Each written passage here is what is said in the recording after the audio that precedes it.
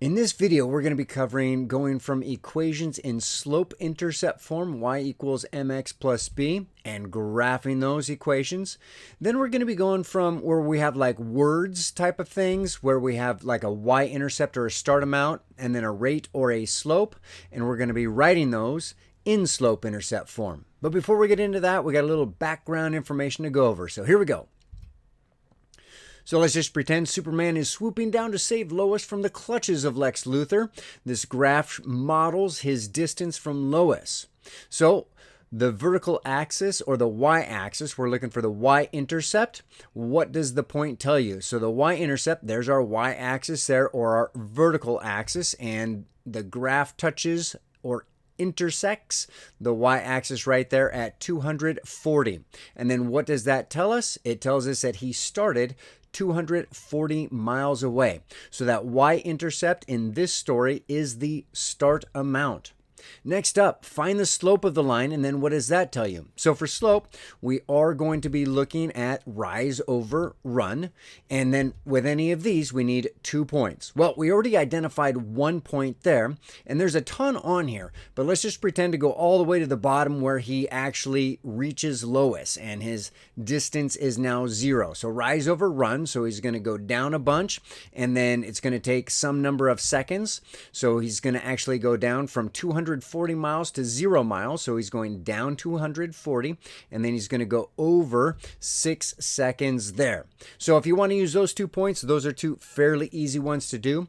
Generically speaking, when we find slope, we like to use 2 points that are super duper close together. So another way of coming up with the exact same value is right here, is going to this point right there. And so from here, it's going to go down a lot less and then over just 1. So here we do have to pay attention to our y scale. Here it's going to go by 40s. So going from 240 to 200, that's going to be down 40 miles. And then how long is that going to take? What are our x's or our run? That's just going to be a 1 there. This one's a lot easier to calculate here. Normally they are when you pick two that are close together.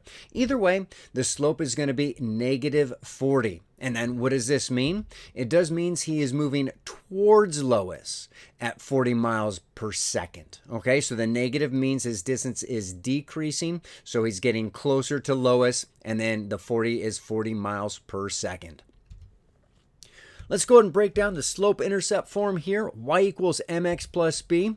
The y and the x, those are the variables. So we're not going to have numbers there. Your m and your b are going to be placeholders for numbers there. So the m, that's going to actually be a number. The b is also going to be a number. They're going to be replaced. The x, that is your independent variable. It's going to stay a variable. And then same thing with your y, except that'll be the dependent variable.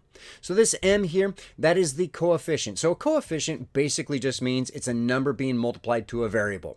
Okay, so whatever value is here is called a coefficient because it's a number being multiplied to a variable or next to a variable as well. Again, when we have these here, if it's next to a variable, it automatically means multiplied. And then this b, that's just going to be a constant term. So no variable next to the b. It's just going to be added or subtracted to your variable there. So the m, that's going to be your slope or your rate. And then the b, that's going to be the y-intercept or the start amount. So if we're thinking just generic graphs, slope and y-intercept. Now, if we have a word problem that we're working with, well, rate is going to kind of be that idea there. It's going to be slope, but it's got a rate type idea with it. And then same thing with the y-intercept. That's kind of a start amount type idea. Here we go. Let's go ahead and identify the slope in the y-intercept from y equals 5x plus 6. Now, we do have to identify this is in slope-intercept form, y equals mx plus b. Now, remember that slope, that is the number that takes the place of the m. It's the coefficient, the number next to the x. So in this case here, that's just a 5. Super simple. Next up, let's find the y-intercept. The y-intercept is the constant term. It's the number that replaces the b there, and that's just going to be a 6.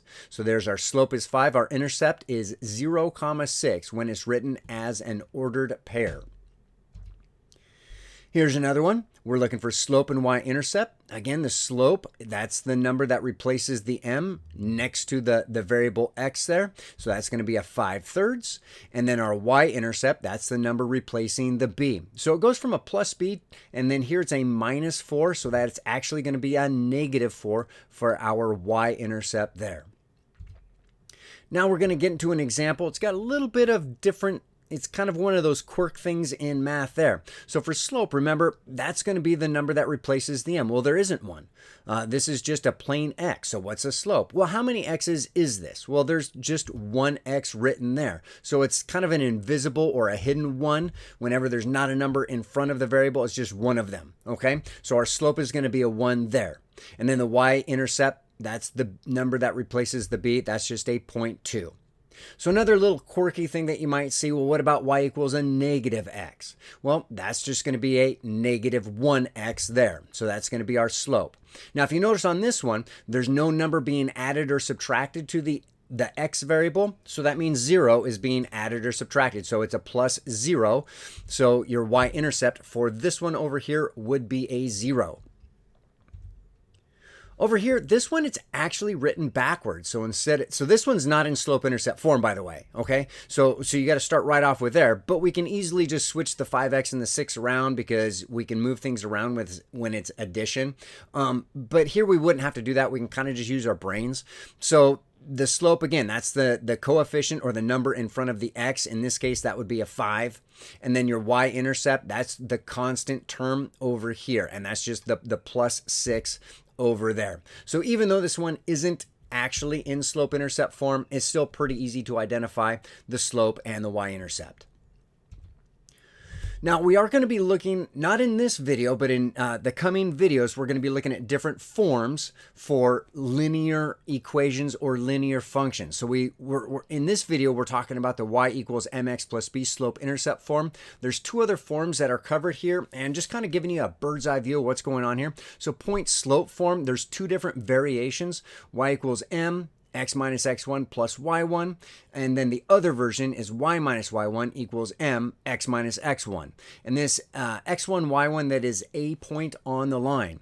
And then this is good for certain situations. We're only dealing with the situations that are good for slope-intercept form. And then also there's a standard form, which is good for other different situations. So this one is ax plus by equals c, where the a, the b, and the c, those are going to be replaced by numbers. So anyhow, each of these, there's different like little twists that we have in them and different reasons for using them. And then when we graph them and find that type of stuff, there's different strategies we'll use for that. But just giving you a bird's eye view of the different linear equations that we will be using. So let's go ahead and graph this equation here, y equals 3/4 x minus 2. This is in slope-intercept form, y equals mx plus b. So again, part of formal algebra is being able to identify the forms of our equations, okay? So this one takes the slope-intercept form, y equals mx plus b. So for graphing, we do need to identify the slope and the y-intercept. So remember, m is the number that is the slope. Whatever number replaces the m, that's a slope. So here, the m is replaced by a 3/4. So 3/4 is going to be the slope. And then the y-intercept, that's the number that replaces the b here. So this is a -2. So we do have to remember that that's going to be a -2 for our y-intercept. Now when we go to graph, here we go.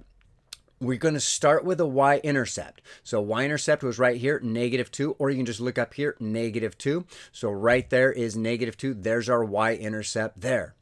After we found the y-intercept or put a dot on the graph, next up we're going to apply the slope. So the slope is 3/4. Now remember, slope, that's rise over run.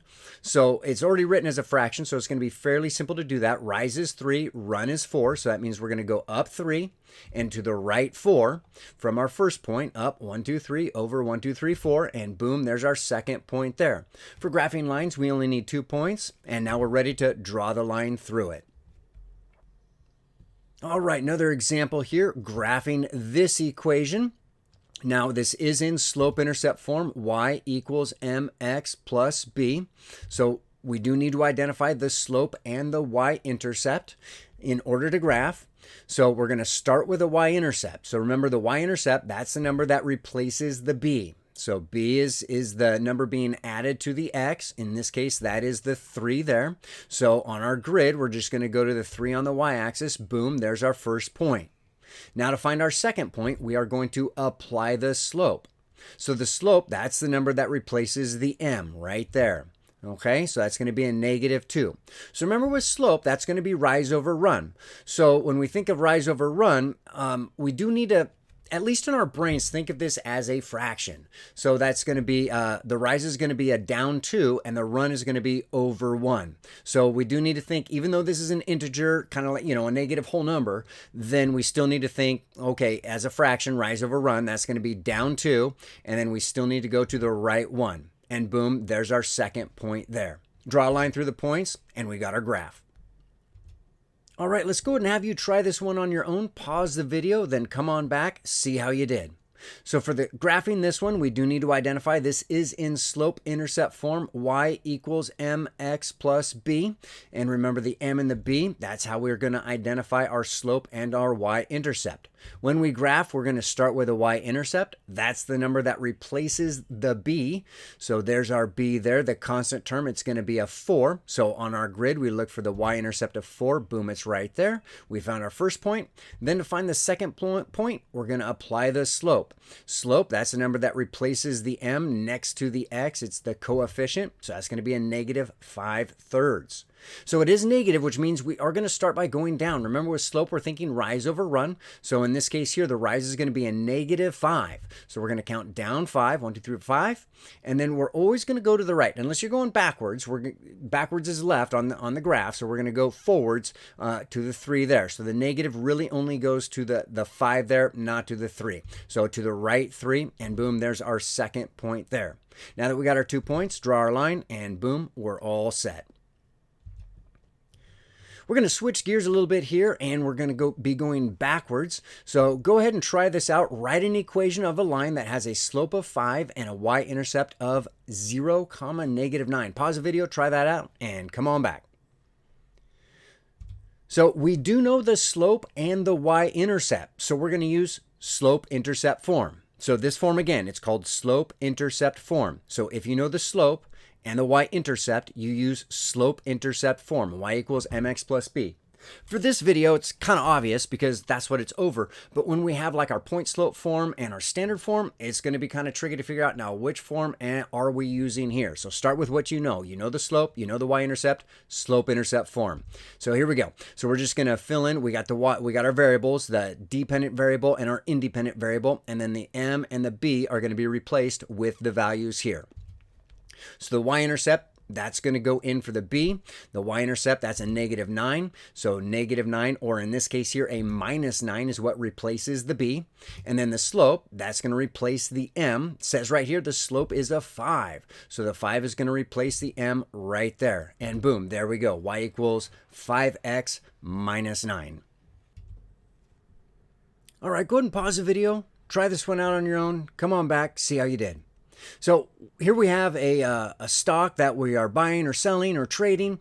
This week it's going for $55 per share, and it has been decreasing at $2 per week. We're going to write an equation. We're going to use W for weeks and D for dollars. So here we go. So we do have a start amount or a y-intercept right here this week, 55, and we do have a slope or a rate decreasing $2 per week. So that does tell us slope-intercept form. Now, instead of x's and y's on this, we're going to use D for dollars. So that's going to replace the dependent variable because dollars depends on how many weeks we've been looking at this stock, and then W goes in for weeks. So the dollars depends on number of weeks. Okay, so here we go. So our start amount, that's going to be our y-intercept. So this week, that's right now, that's starting out $55 per share. So 55 is going to replace our B right there, 55. Next up, is we're going to look at like the rate or the slope type idea. Okay, so that's going to be the m is going to be the rate or the slope type idea. Okay, so it's decreasing, so it means it's going down. So we know that our number is going to be a negative. Okay, and then $2 per week. And again, with any of these rates, if you see the word per or each week, $2 each week, that's going to tell you that's your rate or your slope. Okay, so it's going down $2 each week or per week. Okay, so that's going to replace the m right there, and boom, that's all there is to it. We're done there. So now with any of these like word problems, story problems type of things, when you write an equation, it is a summary of what is happening. So let's check this out. Remember, D is dollars and then W is weeks. So here we go. So the dollars for each share is decreasing $2 per week, starting at $55. So this equation summarizes our story here. And you should be able to like say that summary out loud or in your head after you're done writing these, and it should make some sense. This is meant to be fairly straightforward.